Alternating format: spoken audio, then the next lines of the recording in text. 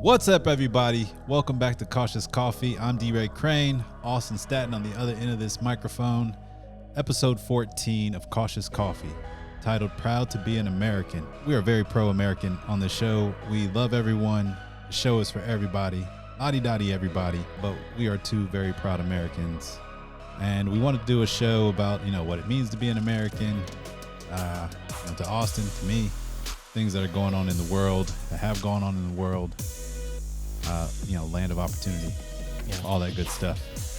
But first off, thank you for joining us again and, tuning in. We love all of you out there. We hope you visit our website. Find us where, Austin?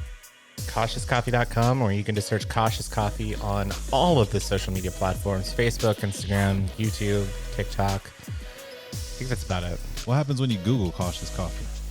Oh, let's find out. Hold on. Well, maybe it's a little biased because of my cache.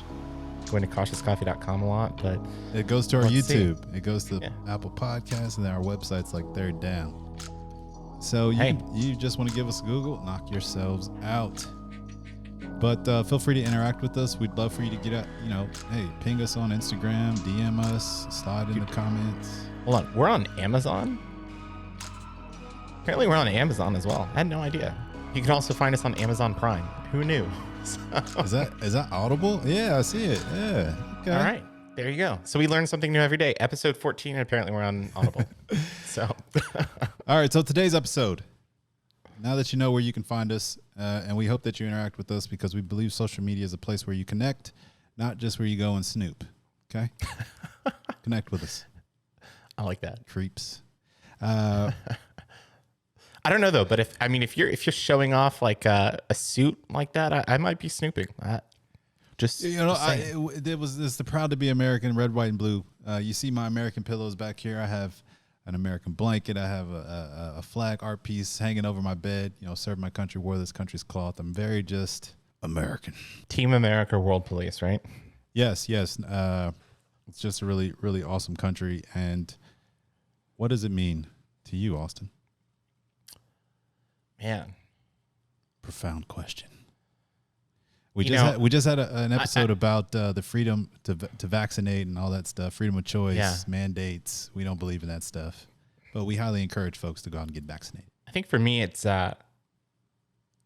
freedom and opportunity. So I think I'm proud to be a Texan first. Born and raised here. That's part of our culture. When I go abroad and people ask me where I'm from, I never say the States. I always say Texas. Texas. Like, oh, yeah.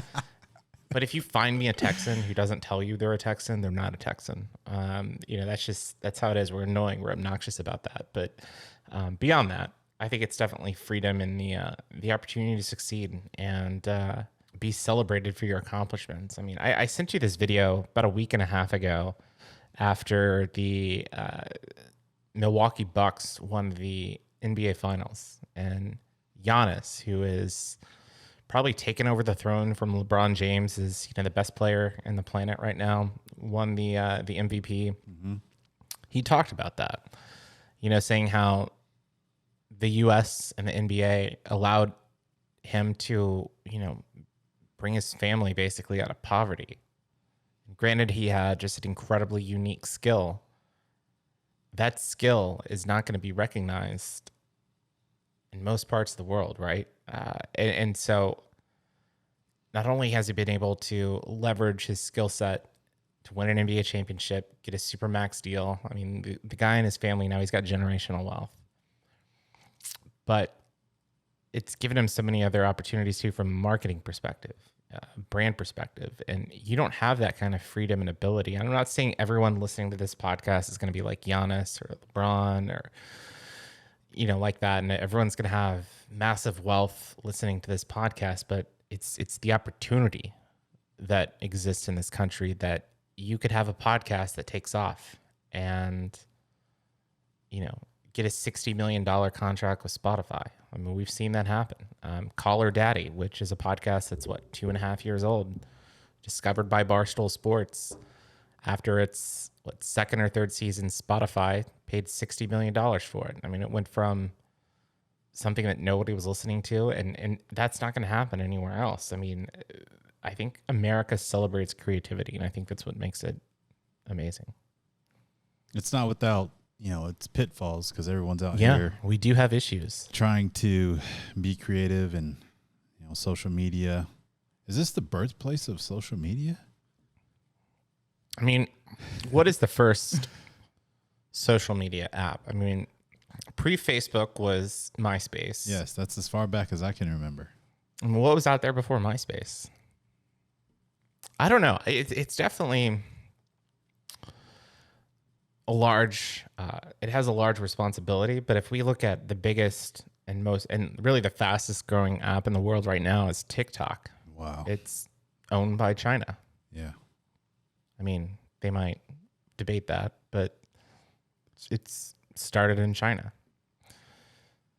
Just put that in perspective. I mean, other countries and other places understand that everyone has a phone with them. Everyone has a mobile device, and people are connected to it now. And social media, whether you want to use it or not, I mean, it's an integrated part of our culture now. Speaking of China, their middle class population, you want to guess how large it is? Let's see, they have what, 1.4 billion people, 1.6 billion people in the country. Yes. I'm gonna guess their middle class is 1.1 billion. They're middle class. Yeah. I mean, I thank you for playing, Austin. 400,000. Are you serious? That's the size of their middle class. So it's the size, it's larger than. No. That can't be right. No. 400,000? 400 million. Okay. How about that? How about that? I was like, I'm missing a zero. I'm missing a zero. 400 million. Right. So that's like 25% of the population. How many people are in the U.S.? 335 million? 330? It's closer to 4. Okay. It's growing every day. But anyway, their middle class population is the size of the U.S. population. Yeah. But they have a whole heap of people in abject poverty. So, of course they're going to be able to compete with us just because they're a behemoth. And they're going to create things like TikTok, which, did you say it's the largest social media platform? It's not the largest. I think Facebook still has that claim, but it's the fastest growing. At least it was in 2020. Yeah. So. TikTok stars out here getting famous. Yeah. Yeah. Yeah. And there's actually, I know you're not into TikTok, but there's this. I'm thinking about it. There's this kid from France. He's an immigrant. He is, gosh, I can't think of where his family came from, but his whole, I guess, mantra is to find videos of people doing things the most difficult way possible, right? Like, so say it's like tying a shoe. They're trying to tie a shoe in the most difficult way, and he does it simply, and then just does like this facial expression, which is great, and does his hands like it's not that hard. That's kind of his thing. He went from like an absolutely nobody to having 90 million followers in like less than a year. And so his life has like completely changed. But the cool thing about TikTok is anyone can do it. I mean, anyone can do it. Anyone can blow up. Yeah. I think I watched an episode about TikTok stars. The dude who he was on a skateboard. He was like drinking some juice. Oh yeah. I know who you're talking about. It was the Dreams guy, Dreams and Ocean Spray. Right. And he made a little money, bought a house, but it was just hard to replicate. So it's very fleeting. Yeah. 100%. So the staying power, how well these things age. That's kind of problematic, and that to me it's kind of the downside of kind of what the American dream is about, right? Having that staying power, like anybody can reach the top, but it's staying there that's the struggle. That's the hard part. Well, so you've got to diversify your offerings, right? And your experiences. You can't be a one-trick pony. Yeah. I mean, I'm gonna use another basketball reference, but LeBron James. I mean, he could have been a guy that was just the most gifted and athletic human being maybe ever on the planet, and just making millions and millions of dollars playing basketball. But instead, he also created a media company. You know, I believe this past week or this past month, he became the first $1 billion basketball player. The American dream. I mean, Michael Jordan probably would have had $1 billion if he didn't have a gambling problem. But I mean, it's because he's diversifying his creative talents, right? His skill set, yes, his brand, yes. And I think that is what separates the good from the great. You know, when I just said the American dream, and I thought of something. David Reed, you probably have never heard of him. 1996 Olympic gold medalist. I think it was 156-pound weight class. Won the gold medal. Oh yeah, absolutely. Knocked out a Cuban. 1996 Olympics, right, in Atlanta. I think his moniker was David the American Dream Reed. I think that was his name. And this is a kid from North Philadelphia, and that one punch changed his life, right? But the American dream. He was able to achieve it. Unlike LeBron, just having that staying power and being consistent and kind of building something else and having the right people around him. I think, LeBron, that's what he had. He was blessed. I mean, he kept his circle tight. He did. That's so important. And not only that, but I mean, I don't know for sure. I've obviously never had a conversation with the guy, but I don't think you can grow in life if you have people telling you yes the entire time, right? I mean, they've got to keep you accountable, right? I mean, you can't just have yes men in your corner. I mean, if you do that, I don't think you're going to learn. I don't think you're going to grow. Yeah, it's amazing. I mean, I love LeBron. I love, he's a family man, and he's just a beautiful example of the American dream. Speaking of which, sports. We're still staying on sports. I love this. The big smoke. Jack Johnson, Jim Crow era heavyweight champion of the world in the sport from of boxing. Galveston, Texas, just down the road. Galveston, Texas. This book is called The Big Smoke. It's by Adrian Matejka. That's Matejka. There was a part of this poem that stuck out to me. I think it's called Cannibal or Cannibalism, and just thinking about LeBron and being a black American. I'm going to read it now. It's called Cannibalism. It's just a little piece of it. Coloreds were here before these United States were even dreamed of. We have always been on this land. That's why I don't bother about what Booker T. Washington says. I'm a pure-blooded black American of the first rate, and I don't need to cast down a bucket unless there's no indoor toilet.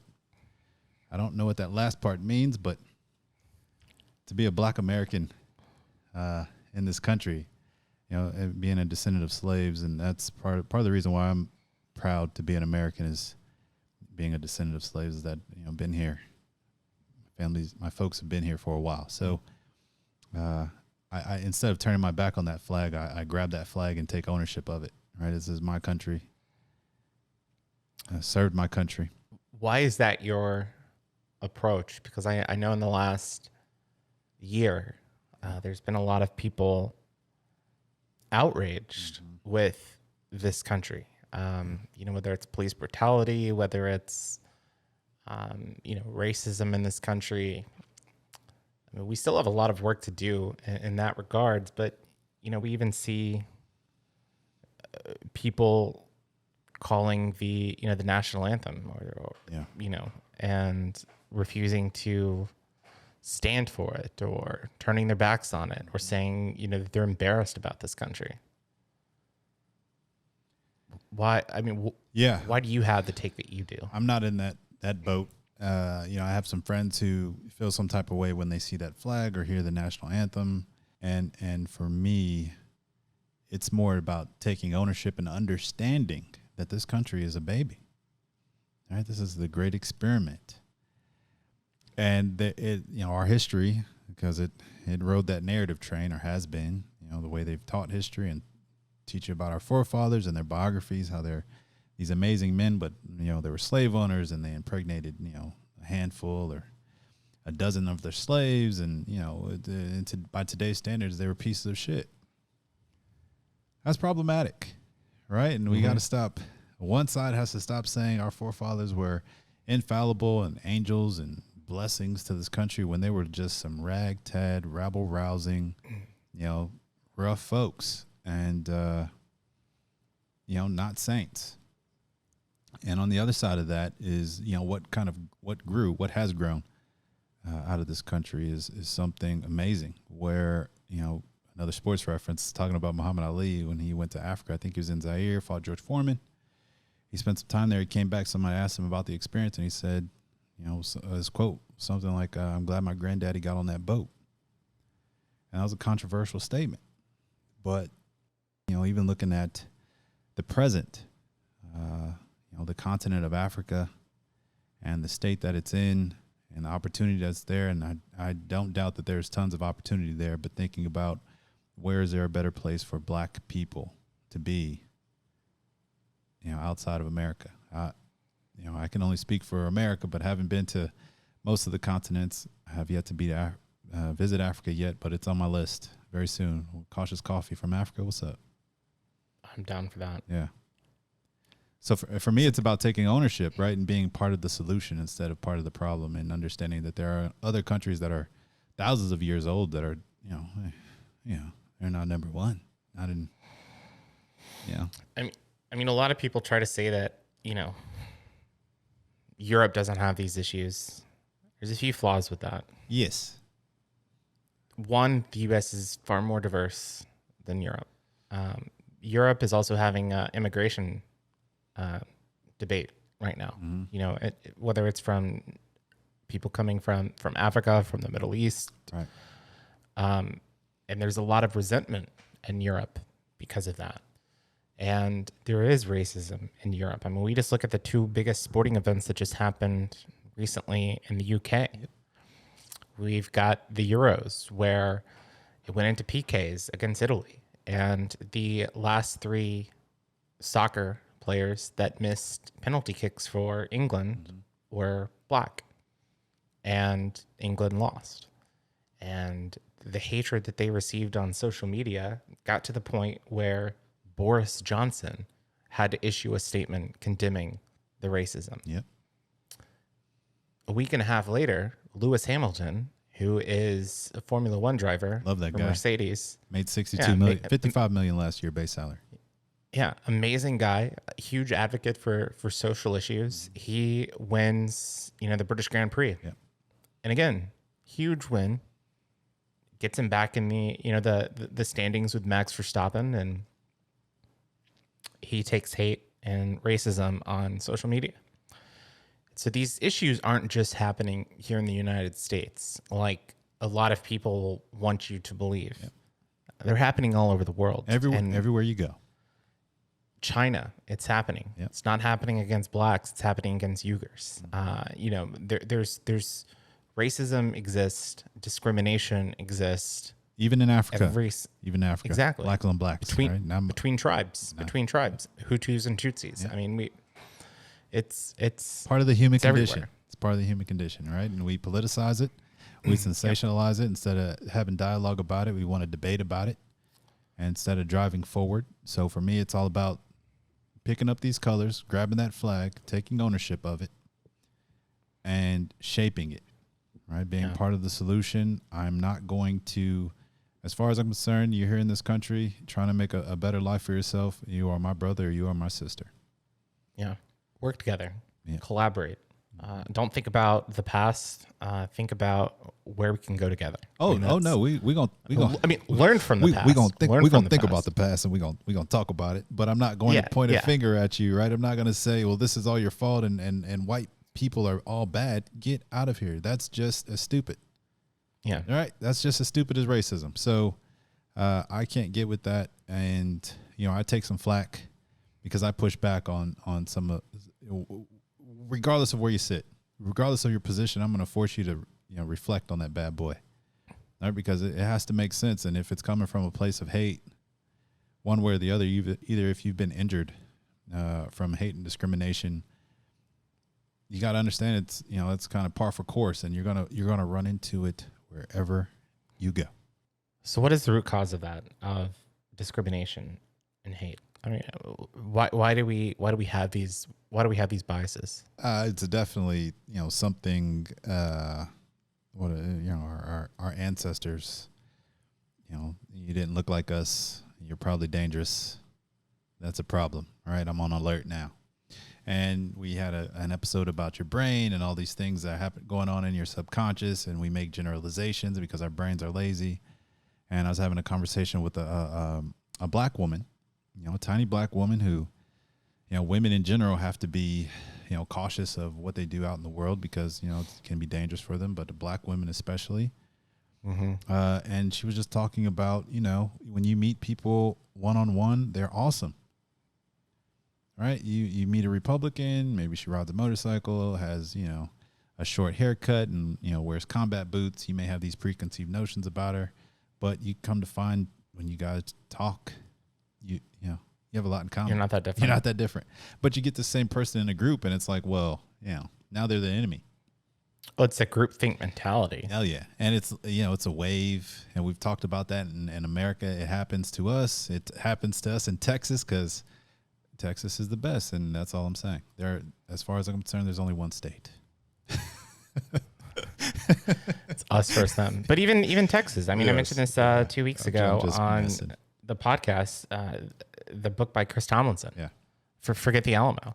I read that book, and it was very, very interesting to, you basically see how Texans are taught to look at the Alamo and the Texas Revolution as, fight for freedom, for federalism, that kind of thing. But in actuality, it was done because of slavery. I mean, Mexico and Santa Ana catered to Texas as much as they could to keep Texans happy and to keep them, from starting a revolution, if you will. Yes. And it's because Texas was, trying to push the envelope and smuggling slaves into the state, even though, or into the region, even though they were banned. That's the American way, Austin. That is the American way.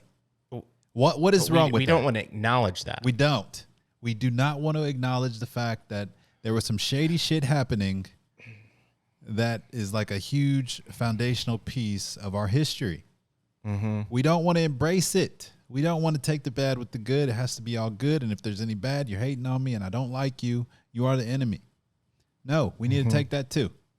We need to take all those bumps and bruises that we got. That's how this nation started. It started with some shady stuff.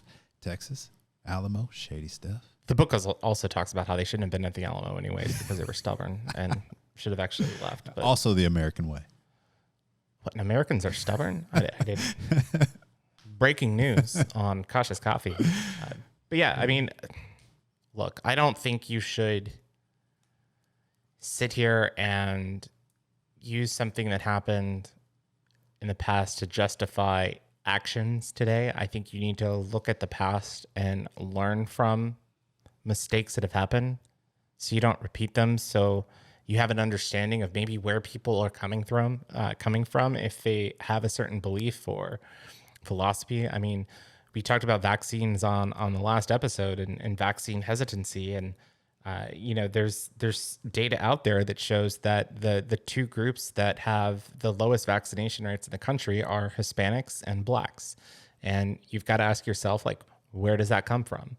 And part of it is a lack of trust. And we look at, Blacks literally being experimented on in the 1940s with vaccines in the South. And so, I mean, you've got to take in some of that historical knowledge to interpret and understand why people are the way they are today, why they act a certain way, why they react a certain way to, what's going on in society. I mean, you've got to have the full picture to make a clear interpretation. Yes, a clear enough picture. When you're talking about Blacks and Hispanics not being vaccinated at the same rate, I think they use a model. It's called the 3 C's model, where those 3 C's are complacency, confidence, and convenience. So, maybe one of those groups, it's not so convenient for them to get that vaccine. And for some of those folks, they just don't have confidence. Also, one of those groups may not be confident in, those vaccines because shady shit this country has done. So understanding the bigger picture. Damn, Google, man. You can Google anything, Austin. All right.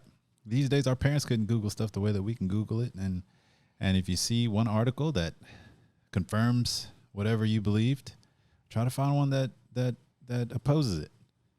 To be fair, my dad struggles with Google. I can't tell you how many times he's texted me like, "Hey, what time is the game? Who does so and so play?" Maybe he just wants to talk to you, Austin. When's the next debate? I'm like, you can Google. Maybe he just wants to talk to you. The only thing you can't Google. Point. The only thing you can't Google is experience. So America is not without issues, but there's so much hope. We're so young. We're baby. What are we crawling? Maybe we're just now crawling. Right? We just rolled over. Not even 300 years old. We just rolled over. Finally, we were on our backs and just rolled over, and we've done all that back-to-back World War champs. I used to have a shirt that said that. I used to wear it, and then I got fat and couldn't wear it anymore. But I'm working on it. I've dropped 20 pounds, so maybe I'll break it out again on a podcast. Looking good. But I mean, I say that being facetious, but I think there's just a ton of hope, and life in general is hard, and there are a lot of places where life is harder.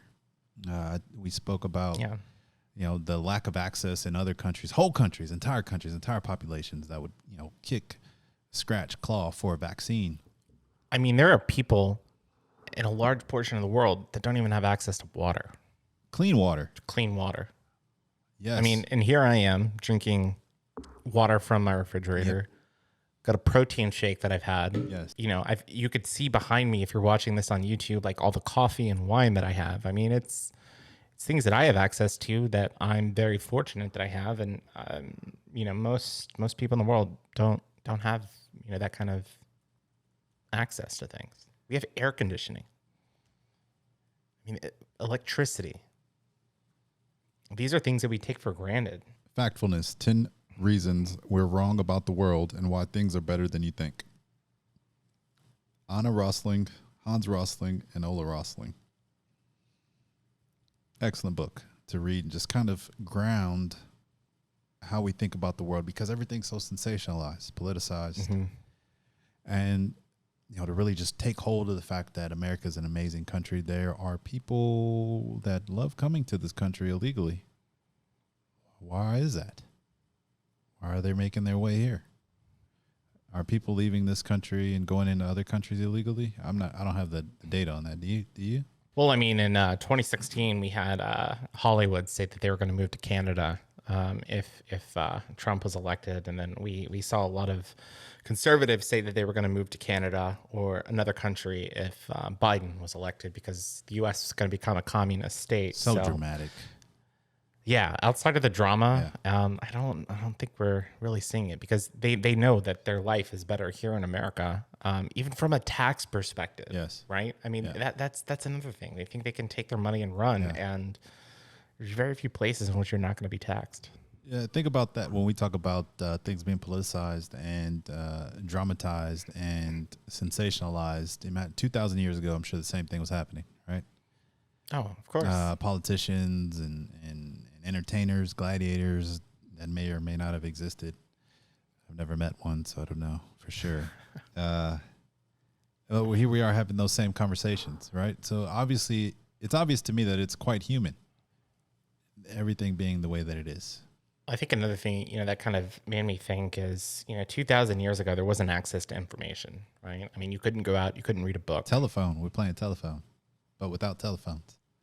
I mean, you look here in Texas, Juneteenth celebrated, 2-3 years after, the Emancipation Proclamation. Shady. Yeah. But now news travels instantaneously. Yep. There's so much more access to information, at least here in the United States. We have some countries where the access to information is completely off limits. And controlled. Controlled, state media, state run. Yep. There's no accountability for government. And if you do question the government, you end up in a black camp, bagged. Yep. Dead. Yeah. Throw a black bag over your head and hauled off. I mean, it was a thing in North Korea up until, maybe it's still a thing. I don't know. Yeah. Can't confirm. I mean, in China, for example, you can't even use Google to search, or Google is heavily controlled. Yes. Can't use Facebook. Right. That's a problem. I mean, we're starting to see Hong Kong lose its freedoms. Yep. You know, we're seeing the riots in the streets right now in Cuba. Yeah. And I think these people want to be free. Hell yes. Freedom. Doesn't that word just feel good? It does. It really does. There are other countries, whether it be in Iran or North Korea, any place with a dictator, that they'll, point the finger back at the U.S. for some of the atrocities that they've committed either against the natives in this country, which is sad. Yeah. And gross. And, the black community and other minorities that may have been mistreated in this country. But it just would seem that we are, trending or heading in a better direction, right? Where tomorrow is better than yesterday. Whereas in other countries, they stagnate a bit. And they have, those dictators and, your son is going to run the country now until he dies. And that's, that's an unproven way. Socialism is also not the way. So, back to the vaccine, right? You got to take the bad with the good. And that's just life. These trade-offs that we have to make in this country, we get the choice to make them here. No one else is making that choice for us. That's why I was against mandates for vaccines. You can't mandate. No, I'm going to give you the choice. You wanted to kill yourself? Knock yourself out. You're free to do that. You want to be stupid and not read that article or an opposing article? Okay, dummy. Yeah. I mean, my thought is just leave it to the businesses to decide. And I think businesses should mandate it. But I believe government should stay out of your lives, right? Yes. I mean, give you the opportunity to learn, grow, but and that's my thought, right? I mean, less government is where I'm at, but I also do think there is a place sometimes for government to protect rights for those that are maybe underrepresented in this country. Absolutely. But I think Absolutely. a lot of these things can also be done by corporations. I mean, I hate saying like we got to put our trust and faith in corporations, but that's where a lot of change in this world actually happens, right? It's not the governments, because there's so much red tape, bureaucracy.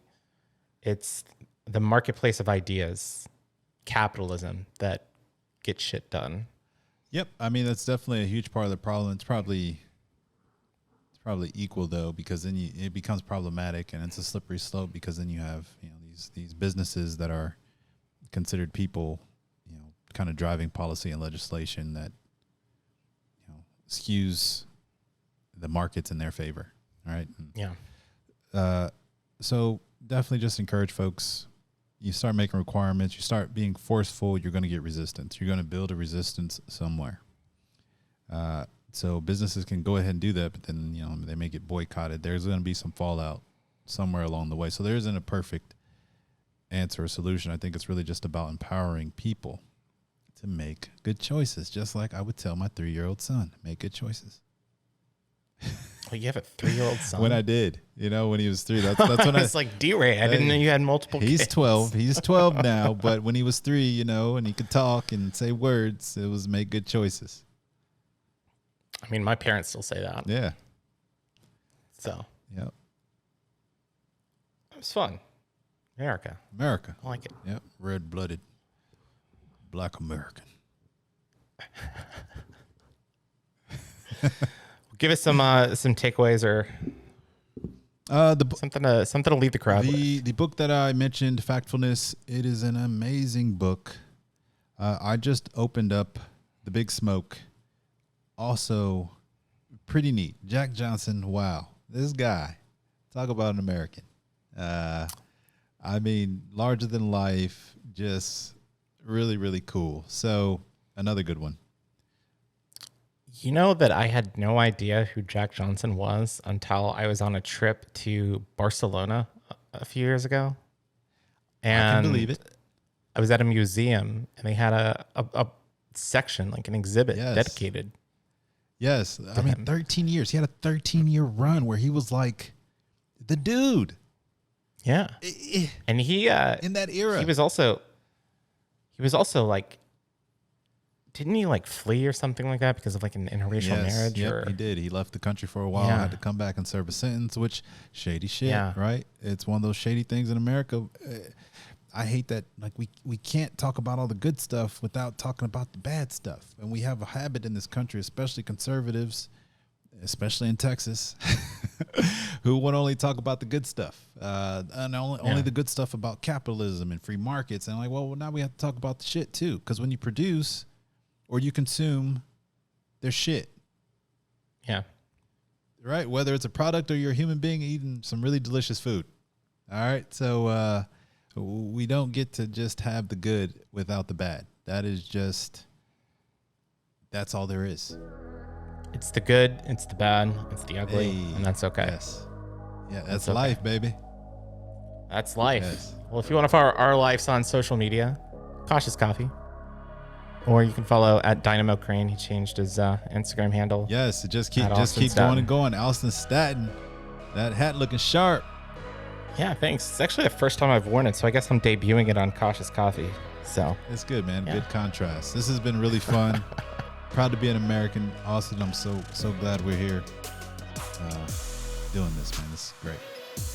Yeah, 14 episodes in the book, DeRae. We've got 86 to go. Is that right? Yes, my math is correct this time.